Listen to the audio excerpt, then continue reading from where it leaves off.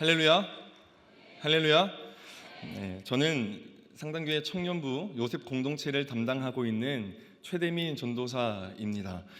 오늘 이 자리에서 우리 사랑하는 상당교회 성도님들과 함께 귀한 하나님의 말씀 나눌 수 있음에 우리 하나님께 참으로 감사합니다. 오늘 부르심, 위대한 계획의 시작이라는 제목으로 우리 하나님의 말씀 나눌 때에 하나님의 크신 은혜가 저와 여러분들의 삶 가운데 가득하길 간절히 소망합니다. 아멘.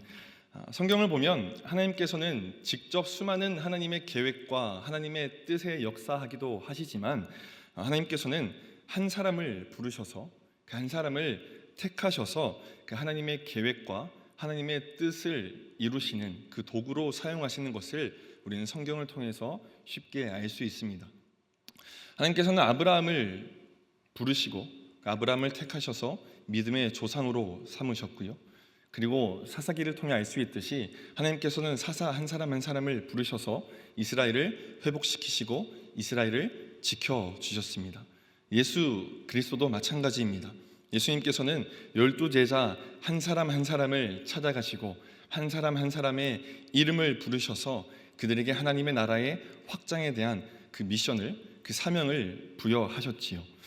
오늘 본문에서도요, 우리는 하나님께서 한 사람을 부르시고 하나님의 위대한 계획을 이루어 가시는 것을 우리는 확인할 수 있습니다. 그 한 사람이 바로 모세입니다.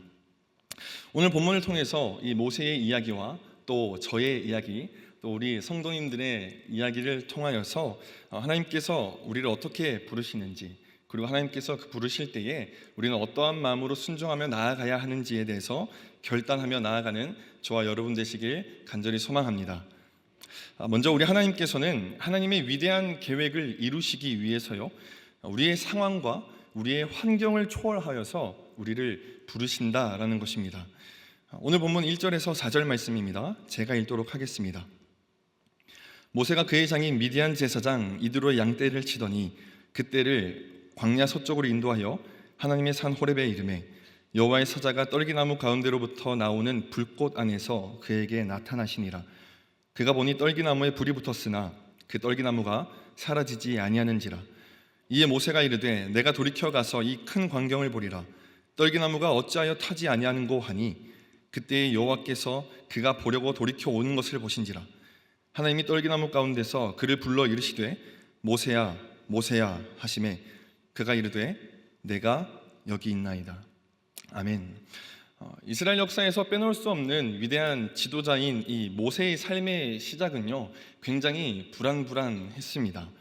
당시 애굽의 왕 바로는요, 이 히브리인들이 점점 많아지기 시작하자 이 애굽 땅에 살고 있는 그 히브리인 그러니까 남자 아이들을 나일강에 버리는 그러한 죽이라고 명령을 했기 때문입니다. 따라서 모세도 그런 운명을 피할 수 없는, 그러한 죽음의 운명을 피할 수 없는 상황이었습니다.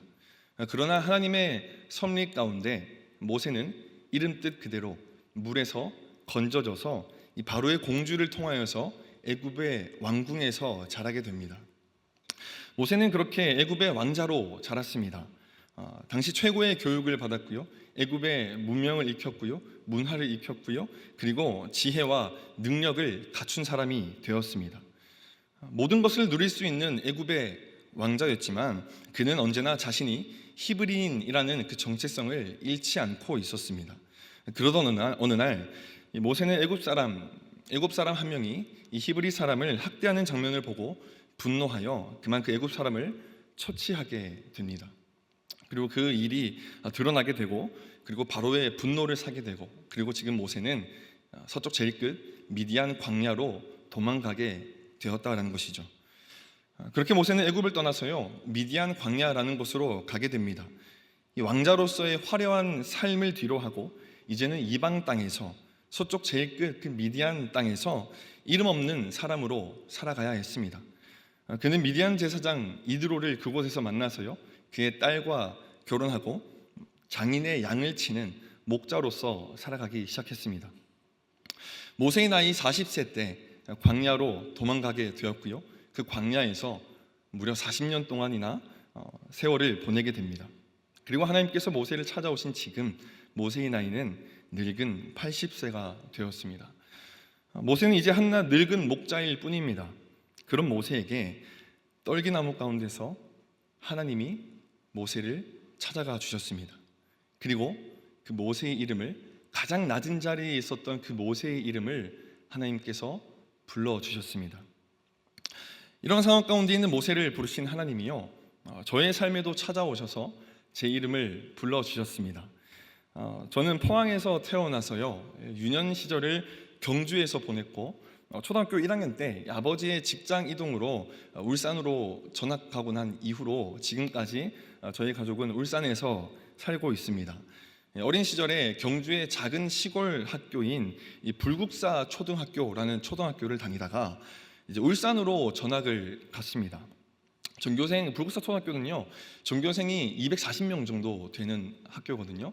근데 제가 전학 갔던 울산의 학교는 한 학년에 500명이 되는 학교였습니다. 그래서 저는 인생 가운데 가장 큰 변화를 그 초등학교 1학년 때 경험하게 되었다라는 것이죠. 새로운 환경에 적응해야 했지만 잘 적응했어야 되는데 여러 가지 이유로 친구들에게 놀림을 받고 또 따돌림을 당했습니다. 첫 번째는 아까 성도님들도 웃으셨는데 이 불국사 초등학교라는 초등학교 이름 때문입니다. 그 불국사 초등학교라는 이름 때문에 너는 절에서 왔냐, 너는 절에서 공부했냐, 뭐 아버지가 스님이시냐, 너의 꿈은 스님이냐, 뭐 이런 식으로 저를 놀리기 시작했죠. 그리고 그 어린 나이 때는 보통 외형적인 것으로 많이 놀리고 따돌리지 않습니까? 제가 어린 나이에도 그 초등학교 1학년 때도 전교생 중에 제일 키가 컸습니다. 그래서 그런 특별하다는 이유, 그리고 제가 이 귀가 굉장히 크거든요. 네, 제가 어릴 때 귀가 이 크기입니다. 그래서 제 어릴 때 사진을 보면 저희 어머니가 늘 모자를 이렇게 번거지 모자를 씌워서 귀를 이렇게 가리고 다녔습니다. 그리고 저희 친구들은 그래서 저를 보고 요다라고 놀렸습니다. 요다 혹은 당나귀라고 놀리면서 저를 그렇게 따돌리기 시작했죠. 유일하게 할머니 할아버지들만이 저를 위로했습니다. 우리 대민이 귀는 대통령 귀다, 그렇게 이야기하시면서 칭찬해 주셨는데 사실 그때는 전혀 위로가 되지 않았습니다. 자연스럽게 저는 소외감을 느끼게 되었고요, 결국 따돌림을 당하는 그 시간을 보내게 됩니다. 그러한 저에게 유일한 안식처는요, 학교도 아니었고요, 놀이터도 아니었고 오락실도 아니었습니다. 저에게 유일한 안식처는 학교 옆에 바로 개척하셨던, 고모부가 개척하셨던 조그마한 교회였습니다. 저는 그렇게 교회를 놀이터처럼 여기면서 지냈습니다. 학교 마치면요, 저는 친구들은 놀이터 가고 게임방 가고 오락실 가고 하는데 저는 바로 교회에 향했습니다. 교회에 가서 피아노를 치고 교회에 가서 드럼을 치면서 그렇게 하나님의 성전에서 저는 뛰어놀았습니다. 그리고 부모님께서 교회를 가실 때마다 저는 항상 따라다녔습니다. 그러던 중 친구들에게 따돌림 당하고 하나님께서 학교에서 또 외로운 시절을 보내던 저를 하나님께서 어머니와 따라갔던 그 금요 기도회에서 저를 만나 주셨습니다. 그리고 만나고 하나님께서 저에게 이렇게 말씀하셨습니다. 저의 외로움과 저의 아픈 마음에 공감해 주셨고, 그리고 저의 삶을 회복시켜 주셨습니다. 저와 친구가 되어주겠다 말씀하셨고요, 내가 너를 사랑하는 것 같이 너도 너와 동일한 연약한 자들에게 가서 나의 사랑을 전하고 나의 이름을 전하지 않겠니? 그렇게 하나님께서 저에게 따뜻하게 찾아오셨습니다. 그래서 저는 당시에 꿈을 가졌습니다. 초등학교 1학년 나이에, 어린 나이에 꿈을 가졌습니다. 나는 목사를 해야겠다가 아니고 이 따뜻함을 주는 교회에 취직을 해야겠다. 교회라는 회사에, 어린 나이니까 잘 모르지 않습니까? 교회라는 회사에 취직을 해야겠다. 참 어이없는 이야기지만 사실이었습니다. 아주 어린 시절이었지만 하나님께서 부르신 그 부름을 생생하게 기억하면서요, 저는 학창 시절을 보냈습니다. 그러면서 자연스럽게 알게 되었습니다. 교회에서 일하는 사람들을 목사라고 하는구나. 하나님이 목사로 저를 부르셨으니, 그 부르심에 대한 확신이 있으니, 그러면 제가 신학을 하겠다라고 하면 모든 환경이 저를 신학의 길로 인도를 해야 합니다. 부모님이 자연스럽게 응원해 주셔야 하고요, 부모님께서 자연스럽게 저를 지원해 주셔야 하는데 제 현실은 그러지 않았습니다. 부모님은 제가 서울권 대학에 진학해서요 안정적인 직업을 갖기를 바라셨습니다. 특히 아버지는 신학에 대한 어려움을 너무나 잘 아시는 분이셨기에 제가 신학하는 그 길을 걸어간다 했을 때 굉장히 많이 반대하셨습니다. 저희 아버지가 엄청 엄하시거든요. 경상도 남자의 표본입니다. 그래서 저는 고등학생 3학년 졸업하고 한 22살까지도 아버지가 제 이름을 부르면 저는 눈물이 났습니다. 그만큼 저는 아버지의 그 어떤 말에 하나도 대꾸할 수 없는, 아버지가 하라고 하는 것에 따라가는 그 순종을 저는 아버지로부터 배웠습니다. 그런 엄한 성품을 가지고 있는 아버지셨기 때문에 저는 그것을 고려해서 이 중학생 때부터 신학에 대한 뜻을 조금씩 내비쳤지만 결국 고3 때 제 그 계획은 다 무너지고 말았습니다. 결국 부모님의 기대를 따라서요 신학을 포기하고 여러 번 수능을 치렀지만 잘 안 됐습니다. 잘 안 된 게 제가 공부를 잘 못해서 그런 게 아니라요, 성적은 잘 나왔는데 잘 안 되더라고요. 아무튼 그렇게 결국 저는 그때 결심했습니다. 어떻게 결심했냐면, 내가 학비를 스스로 벌어서, 이제 성인이니 내가 학비를 벌어서 내가 가고 싶은 신학에 지원하고 하나님의 길을 내 스스로 걸어가야겠다, 그렇게 생각을 하고, 저는 울산에서 살았기 때문에 울산 현대자동차라는 아주 돈 벌기 좋은 그 기업 옆에서 자랐기 때문에요, 그곳에서 알바를 하면서 돈을 모았습니다. 생각해 보면요, 그때 제가 인생에서 가장 힘든 시기였던 것 같습니다. 친구들은 대학 생활을 즐기면서 재밌게 노는 것들을 SNS에 올리고 하는데, 그리고 저는 세상에서도, 그리고 교회를 가서도 어디에 소속하지 못하는, 소속감이 없는 사람으로 살아가야 했기 때문입니다. 또 장남으로서 부모의 기대를 저버렸다라는 그 죄책감도 있었고요.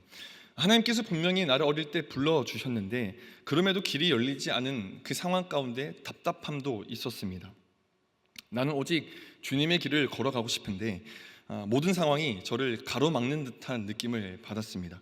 제 친구들은 다 군대를 전역해서 나오는데 저는 세상적인 출발을 한 걸음도 내딛지 못한 그런 인생을 살아가고 있는 저를 보고 있으니 때로는 하나님이 원망스럽기도 했습니다. 마치 모세가 애굽 사람을 죽인 후에 억울한 도망자가 되어서 도망자가 된 그 기분이 제가 그때 그 느낀 기분이 아닐까 싶습니다. 그렇게 현대자동차에서 일일 아르바이트를 하면서 소망 없이 하루하루를 보내고 있을 때요, 새벽 일을 마치고 하루 종일 쉬다가 정말 오랜만에 금요 기도회에 나갔습니다. 이 마음이 너무 답답해서 이것을 표출할 곳이 없는 겁니다. 그래서 하나님께서 이끄심을 따라서 금요 기도회에 나가서 저 끝에 제일 구석진 자리에 앉았습니다. 저의 삶을 한탄하면서 눈물로 하나님을 원망하면서 기도했습니다. 근데 정말 놀랍게도 그때에 하나님께서 다시 저를 부르셨습니다.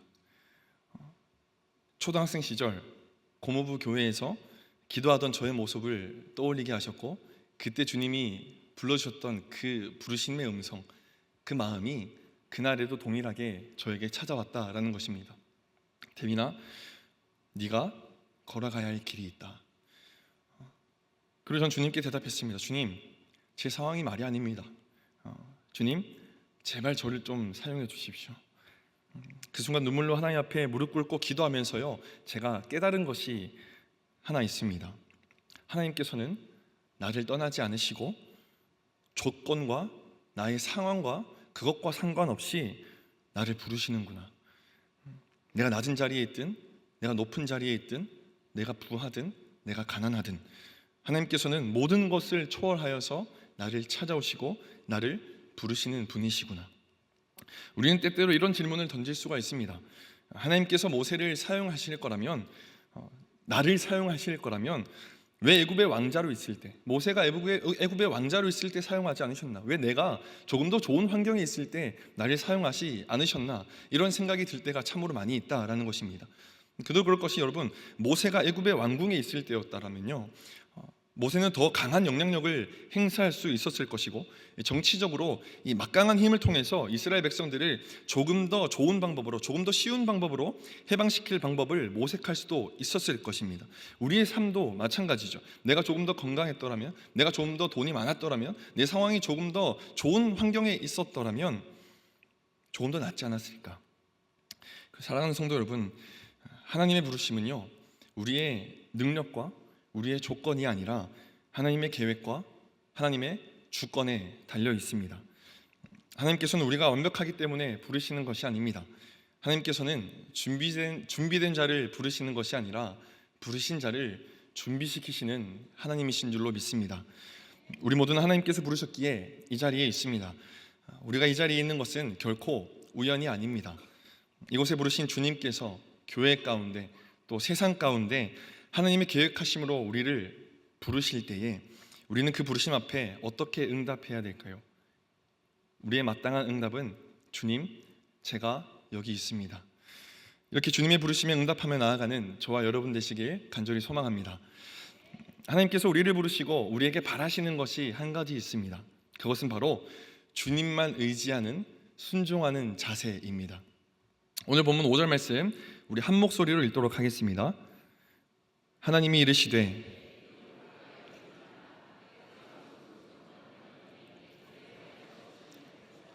아멘. 모세는 이제 왕자에서 목자로, 그리고 특권층에서 도망자로 인생의 바닥 가운데 있었습니다. 세상의 기준으로 본다면요, 모세는 더 이상 하나님의 일을 감당할 만한 사람이 아닌 것처럼 보입니다. 어디에 이력서를 내밀어도요, 그 이력서를 받아줄 것 같지 않는 그런 이력서를 가지고 있는 이 모세의 상황이라는 것이죠. 그런 상황 가운데 살아가고 있는 모세를 주님이 지금 부르시고 이렇게 말씀하셨습니다. 네가 선 곳은 거룩한 땅이니 내 발에서 신을 벗어라. 여러분, 신을 벗는다는 것은요, 이 단순한 행동이 아닙니다. 신을 벗는다는 것은 자신의 주장, 자신의 주권을 다 내려놓는 것을 의미합니다. 그리고 그건 모두 내려놓고 하나님의 뜻을 이제 따르겠습니다 라는 귀한 결단이라는 것입니다. 그러니까 이제부터 모세의 의지는 없어지고 온전한 순종으로 말미암아서 오직 하나님의 말씀대로만 움직이는 종이 되겠다는 결단입니다. 광야의 거친 길을 걸어온 이 모세의 신발은요, 그의 모든 삶의 경험과 모든 지나온 길을 담고 있습니다. 그러나 하나님께서는 모세가 신을 신고 자신의 길을 걸어갈 것이 아니라 이제 그 신을 벗고 하나님의 길을 걸어가길 바라셨다라는 것입니다. 여러분, 오늘날 우리는 이력서의 시대를 살아가고 있습니다. 이력서는 한자로 신발 이자에 지날 역자, 글 서로 사용됩니다. 다시 말해 우리가 우리의 신발을 신고 지나온 길을 기록하는 것이 이력서라는 것입니다. 우리는 살아가면서 우리의 가치가 이 이력서로 평가받는 세상 속에 있습니다. 좋은 학교를 나와야 하고, 좋은 직장에 다녀야 하고, 남들보다 더 좋은 자격증이 있어야 하고, 남들보다 더 뛰어난 능력을 갖추어야 합니다. 그래야 겨우 면접에 대한 기회를 얻게 되고 사회에서 인정받을 수 있습니다. 그렇기에 이력서에 적혀있는, 몇 줄 적혀있지 않은 나의 걸음을 보고 있을 때면 스스로를 실패자처럼 여기기도 하고요, 그래서 자신의 능력을 제한하기도 합니다. 우리의 가치가 고작 이 이력서 몇 장으로 평가받는 현실 속에서 제가 함께 섬기고 있는 우리 청년들도 불안해하고요, 여기 앉아 계신 많은 성도님들도 어쩌면 여전히 그 무게 속에서 살아가고 계실지도 모르겠습니다. 그러나 하나님은 우리의 이력서를 그렇게 중요하게 생각하지 않으신다는 것입니다. 하나님께서는 모세의 애굽의 왕자라는 경력을 보시고 지금 부르신 게 아닙니다. 또 반대로 미디안 목자로서 40년을 그 광야에서 보낸 그 실패의 이력에도 주님께서는 개의치 않으셨습니다. 하나님께는요, 오직 그 부르심에 대한 우리의 순종의 반응이 중요하다 말씀하고 계십니다. 우리는 우리의 신을 신고 살아온 그 길을 통해서요, 우리의 가치를 증명하려고 합니다. 하지만 하나님께서는요, 그 신 벗으라고 말씀하십니다. 지금까지 우리가 걸어온 인생이 중요한 것이 아니라 이제 위대한 계획으로 열어가실 하나님의 길이 더 중요하기 때문입니다. 사랑하는 성도 여러분, 우리는 이력서를 내려놓아야 합니다. 사랑하는 성도 여러분, 우리는 신을 벗어야 합니다. 그리고 그 하나님의 부르심 앞에 서야 합니다. 세상의 기준으로 보면 우리는 부족할 수 있습니다. 그러나 하나님의 부르심에서는 누구나 부족함 없이 사용될 수 있습니다. 그 상황 가운데 하나님은 단 한 가지 보십니다. 너는 나의 부르심에 순종하겠냐? 내 신을 그곳에서 벗을 수 있겠냐? 그러므로 오늘 이 자리에서 우리는 우리가 신고 있는 신을 벗어야 합니다. 바라기는 우리가 지나온 길을 내려놓고 하나님이 열어가실 그 길을 믿음과 순종함으로 바라보시는 저와 여러분 되시길 간절히 소망합니다.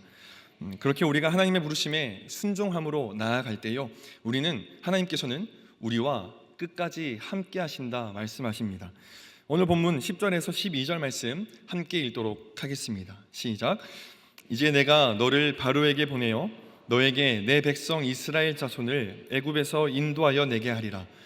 모세가 하나님께 아뢰되 내가 누구이기에 바로에게 가며 이스라엘 자손을 애굽에서 인도하여 내리이까? 하나님이 이르시되 내가 반드시 너와 함께 있으리라. 내가 그 백성을 애굽에서 인도하여 낸 후에 너희가 이 산에서 하나님을 섬기리니 이것이 내가 너를 보낸 증거니라. 아멘. 주님께서 모세를 부르신 이후 내가 이제 너를 애굽 왕 바로에게 보내겠다 말씀하십니다. 이것은 하나님께서 모세를 부르신 위대한 계획을 지금 모세에게 말씀해 주신 것이지요. 그런데 모세는 자신이 지금 그 사명을 감당할 수 없다라고 이야기를 합니다. 다른 출애굽기 말씀을 보면 보낼 만한 사람을 보내십시오. 하나님, 저는 말도 잘하지 못하고요, 저에게는 능력이 없습니다 라고 이야기를 합니다.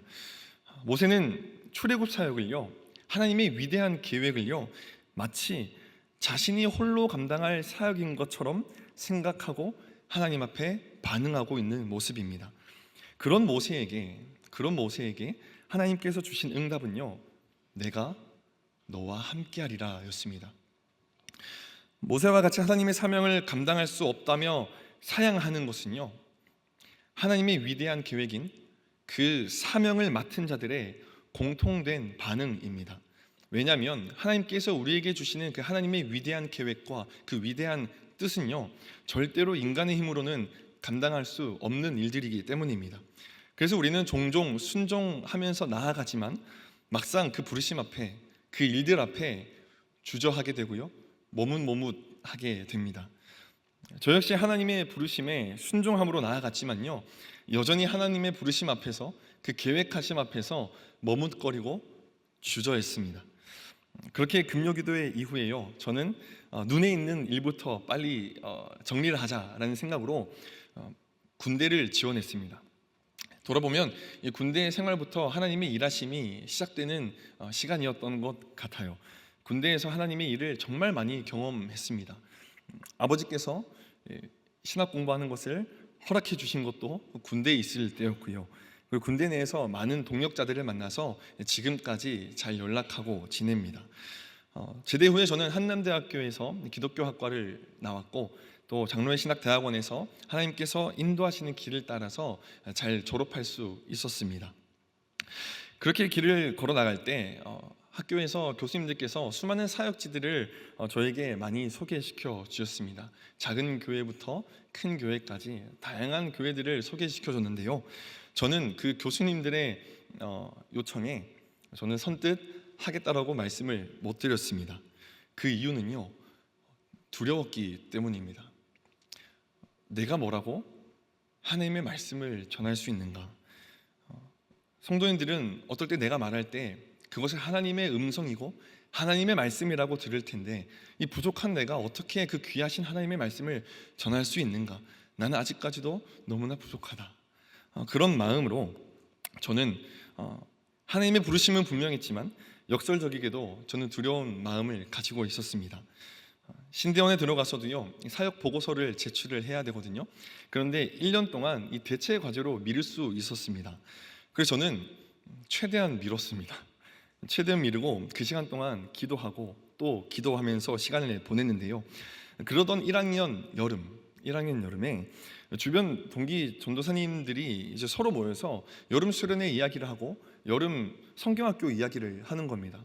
그래서 막 행복하게 자기들의 사역에 대한 이야기를 하는데 하나님의 일하심을 얘기하는데 이 마음에 조바심이 나기 시작했습니다. 원래 10월달, 11월달에 가장 교회에 이력서들이 많이 올라오는데 조바심이 나서 제가 혼자 조용히 방에 들어가서 청빙 게시판에 들어갔습니다. 청빙 게시판에 들어가서 이 교회들을 보는데요, 제가 그때 실감했습니다. 이 한국에 교회가 정말로 많구나. 교회가 정말로 많구나. 2주를 꼬박 봤는데요, 어디를 써야 할지 몰라서 결국에 포기했습니다. 왜냐하면 제가 사역의 경험이 없기 때문에 제 첫 사역지를 어디로 결정해야 될까, 하나님의 부르심에 내가 어떻게 응답을 해야 될까라는 생각으로 그렇게 포기하고 10월달, 11월달에 가장 많이 올라올 때 그때 한번 정해보자라는 생각으로 포기하고 있었습니다. 그때 한남대학교 동기가 전화가 왔습니다. 우리 교회에서, 상당교회에서 교육 전도사를 뽑던데 한번 지원해보는 게 어떻겠냐라고 전화가 왔어요. 그리고 초빙 게시판을 몇 주 뒤에 들어가 보니까요, 진짜 상당교회에서 교육 전도사님을 모십니다라는 글이 올라와 있는 겁니다. 그런데 제 눈에 들어왔던 것은요, 조회수였습니다. 조회수를 보는데요, 조회수가 1,500명이 그 글을 봤습니다. 1,500명이라면 그냥 본 거 아닌가 생각할 수 있는데요, 웬만한 교회 교육 전도사를 뽑는 글들을 봤을 때 보통 조회수가 평균이 한 300 정도 됩니다. 300에서 많아야 500 정도 되는데 이 상당교회 교육 전도사를 뽑는 그 글의 조회수가 1,500인 겁니다. 그 숫자를 보는 순간, 안 그래도 두려워하고 있는 제가 그 숫자를 보는 순간 바로 주눅 들었습니다. 교회 홈페이지를 찾아보고요, 또 유튜브를 봤는데 지금은 4만을 바라보고 있는 구독자지만 그때도 1만 4천 명이었습니다. 저는 1,400명인 줄 알았거든요. 근데 1만 4천 명이더라고요. 그래서 교회의 규모 역시 예배를 드리는데 교회 안에 집이 있고 막 예배가 너무 은혜스럽지만 이 교회를 내가 가서 잘 사역할 수 있을까 너무 어려워 보였습니다. 이력서에 제가 이력서를 내야 하는데 그 이력서에 이 교회 사역 경험 한 줄 못 적는 제가 지원하기에는 너무나 벅찬 교회였다라는 거죠.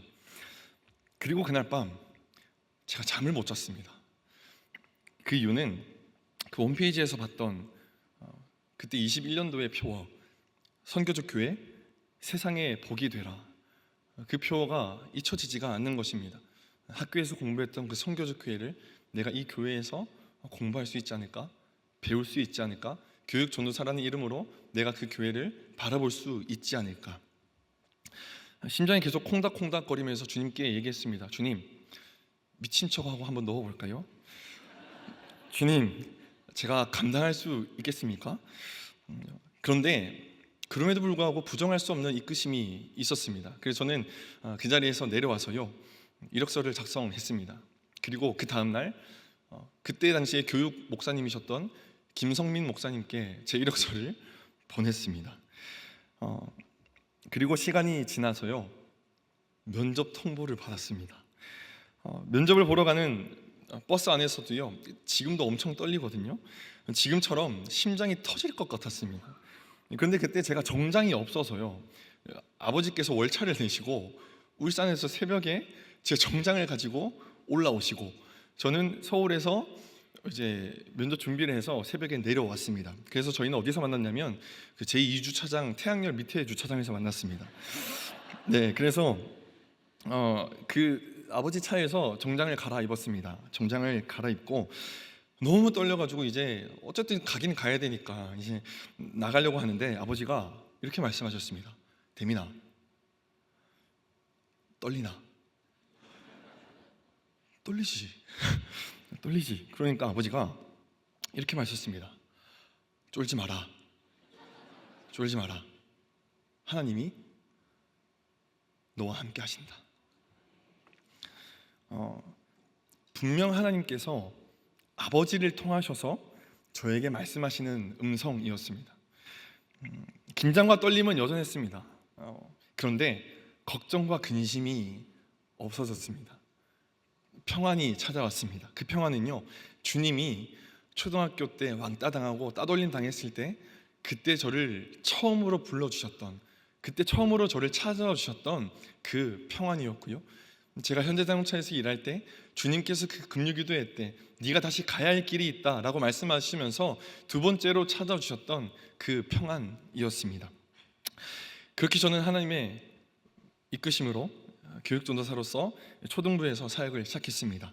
그리고 중등부로 지금은 청년부에서 하나님께서 함께 하심으로 그것을 여전히 믿는 믿음으로 저의 능력이 아닌 하나님께서 주신 능력과 힘으로 감당해 나가고 있습니다. 모세가 내가 누구이기에 바로에게 보내십니까? 라고 하나님께서 물으셨을 때요, 하나님은 모세의 연약함을 논하지 않으셨습니다.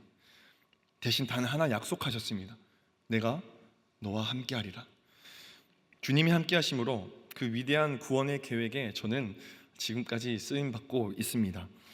이 약속이, 이 하나님의 음성이 사랑하는 성도님의 삶에도 동일하게 외쳐지고 있다는 것을 믿으시길 바랍니다. 하나님은 우리가 두려워하면서 주저할 그때에도, 우리가 능력이 없다고 여기며 살아갈 때에도 여전히 우리에게 말씀하고 계시다는 것입니다. 내가 너와 함께한다. 그 임마누엘의 하나님이 여러분과 함께 하시니, 모세와 함께 하신 하나님이 우리와 함께 하시니 우리는 두려움 없이 주님의 부르심에 순종하며 나아갈 수 있다는 것을 믿는 저와 여러분 되시길 간절히 소망합니다. 사랑하는 상당교회 성도 여러분, 우리는 오늘 모세 이야기를 통해서요, 하나님께서는 위대한 계획의 그 시작으로 우리들 한 사람 한 사람을 부르신다라는 것을 우리는 알게 되었습니다. 그리고 우리 하나님은 그 부르심, 즉 우리의 신을 벗음으로 순종함으로 나아가길 원하시고요, 그 마음가짐을 가지고 하나님 앞에 나아갈 때에 하나님은 우리와 함께 하신다라는 것을 말씀을 통해서 깨닫게 되었습니다. 2025년 하나님은 새로운 50주년을 준비하는 선교적 교회로서 우리를 필요한 곳곳에 부르실 것입니다. 아니요, 어쩌면 이미 부르셨을 수도 있습니다. 그 부르심에 주님, 제가 뭐라고 이것을 맡깁니까? 제가 뭐라고 그곳에 가라고 하십니까? 그렇게 반응하는 것이 아니라 우리가 주님의 부르심에 대답해야 하는 합당한 말은요, 주님, 제가 여기 있습니다. 주님이 함께 하시니 저의 신을 벗을 수 있습니다. 주님이 함께 하시니 제가 믿음으로 나아갈 수 있습니다. 그럴 때에 모세를 부르심으로 홍해를 가르는 그 위대한 구원의 역사를 써내려 가신 하나님이요, 우리 한 사람 한 사람의 부르심을 통하여서 그 2025년 위대한 주님의 일들을 해나가실 것입니다. 저는 이 부르심을 우리 청년들에게 전달하고자 합니다. 주님께서 그렇게 부르셨기 때문입니다. 이력서로 평가받는, 스펙이란 단어로 물건으로 취급받는 그러한 세상을 살아가는 우리 청년들에게요, 세상은 우리를 그렇게 판단할 수 있지만 우리를 창조하신 하나님은 우리를 그 기준으로 판단하지 않으신다라는 것을 전하려고 합니다. 그리고 하나님의 위대하심을, 그 계획함을 시작하는 것 같은 함께 부르심 받은 자들로서 함께 주님 안에서 성장하고요, 주님 가신 그 길을 손잡고 함께 걸어가려고 합니다. 생각나실 때에 우리 사랑하는 청년들을 위해서 기도해 주시고, 그리고 우리 청년부 교육자들 신동호 목사님과 또 배동욱 전사님과 또 저를 위해서 기도해 주시면 감사하겠습니다. 함께 기도하겠습니다. 사랑의 주님, 참으로 감사를 드립니다. 부족한 종이 하나님의 말씀을 선포했습니다. 선포한 말씀을 붙잡고 나아가는 상당의 모든 성도님들과 함께 해주셔서 주님께서 위대한 계획의 시작 가운데 우리 한 사람 한 사람을 부르셨고, 우리는 주님께서 함께 하시기에 우리의 발에서 우리의 신을 벗고 그 부르심에 순종함으로 나아갈 수 있다라는 결단을 우리에게 허락하여 주시옵소서.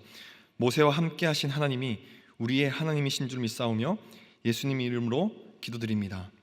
아멘.